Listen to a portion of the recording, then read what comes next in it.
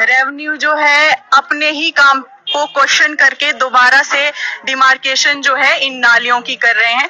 कुछ महीने पहले रेवेन्यू डिपार्टमेंट आता है और इन जो ये नाली है और जो नाली के आसपास घर हैं यहाँ पर डिमार्केशन करके निशानबंदी पूरी लगा के जाते हैं कि जो इस साइड के घर हैं ये दो दो मरले जो जगह है वो नाली में है, उनको निशानदेही लगा के चले जाते हैं। जो निशान आप बिल्कुल मेरे पीछे आप देख सकते हैं ये रेवेन्यू डिपार्टमेंट खुद यहाँ पर लगा के आता है। लेकिन अब क्या हो रहा है कि अब कुछ जो हमारे पावरफुल लोग यहाँ पर बन चुके हैं, सरकार में आ गए हैं, वो लोग यहाँ पर जमीन खरीद रहे हैं। बिल्कुल साथ में जो सरपंच है सुशील कुमार जी वो जगह खरीद रहे हैं, 1.5 मरले जगह वो 10 लाख में खरीद रहे हैं और खरीद उस इंसान से रहे हैं जो ऑलरेडी उस जगह को बेच चुका है। और जिस इंसान को बेची है कोर्ट ने भी उनके अंडर जो कोर्ट केस था वो कोर्ट केस उनके हक में चला गया है। लेकिन रेवेन्यू डिपार्टमेंट उनको एक जज को चैलेंज कर रहे हैं कि ये जगह आपकी नहीं है। अब वो ये कह रहे हैं कि जो उस साइड की जगह है ये आपका घर जो है, एक दिन आते हैं कि नाली में, आप दूसरे दिन आके कह रहे हैं कि आपका घर नाली में नहीं है, नाली जो है वो अब इस साइड को शिफ्ट हो गई है। मतलब रेवेन्यू को अपने काम पर खुद विश्वास नहीं। एक महीने पहले आकर वो ये कहेंगे कि ये नाली है, दूसरे दिन आकर वो ये कहेंगे कि नाली अब इस साइड को नहीं है।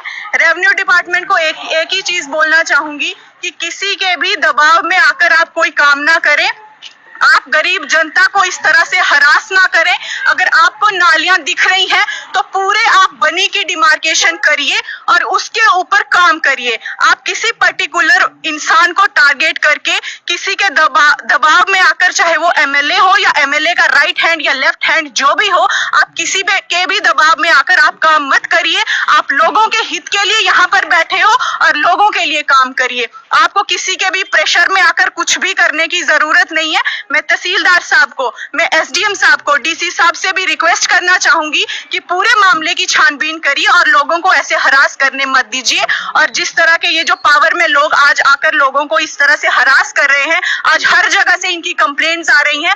आपको 5 साल आपको बिताने हैं, आप 2 महीने में लोगों की हालत ये कर रहे हो कि अपने फायदे के लिए आज आप पूरे रेवेन्यू को यहाँ पर घुमा रहे हो, पूरे आप लट्ठे चेंज करवा रहे हो, एक एक दिन में आप अपने नाम पे जगह करवा रहे हो। तो ये गुंडागर्दी आप मत करिए। लेकिन अगर आप गरीब जनता को इस तरह से दबाओगे, गरीब जनता के साथ आप शुरुआती ही दिनों में इस तरह का आप गुंडागर्दी पे उतर आओगे तो चुप नहीं बैठेंगे हम लोग।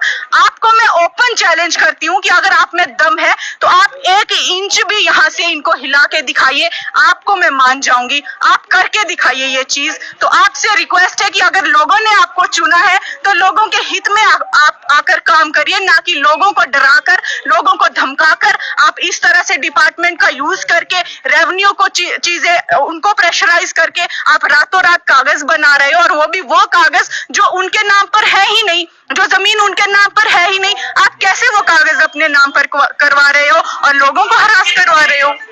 ये चीजें बिल्कुल यहाँ पर नहीं होंगी। रेवेन्यू डिपार्टमेंट से एक बार अंत से मैं फिर से एक अपील करना चाहूंगी कि आप लोग प्रेशराइज मत होइए, अपने दिमाग से काम करिए। अगर नालियां आपको इतनी प्रॉब्लम हो रही है तो आप पूरे बनी की नालियां देखिए, पूरे बनी की नालियों की डिमार्केशन करिए, हर एक इंसान को उसके बीच में लाइए और उस हिसाब से किसी एक पर्टिकुलर इंसान को आप हरास मत करिए। हमें भी पता है, हमें भी सालों हो गए यहाँ पर रहते हुए, कौन किस जगह में है, कौन नाली में है या कौन मलकीत में है, हमें भी बहुत अच्छे से पता है। तो ये गुंडागर्दी प्लीज बंद करिए और आप 1 इंच भी यहाँ से इनको हिला के दिखाइए। और आप 1 महीना पहले इस साइड को नाली निकाल रहे हो, दूसरे महीने आके रेवेन्यू खुद अपने काम को बोल रहा है कि हमने गलती कर दी, उस साइड को नाली है। तो ये अंधाधुंध ये चीजें आप मत करिए, थोड़ी सी आंखें खोलकर काम करिए, दिमाग से सूझबूझ से काम करिए।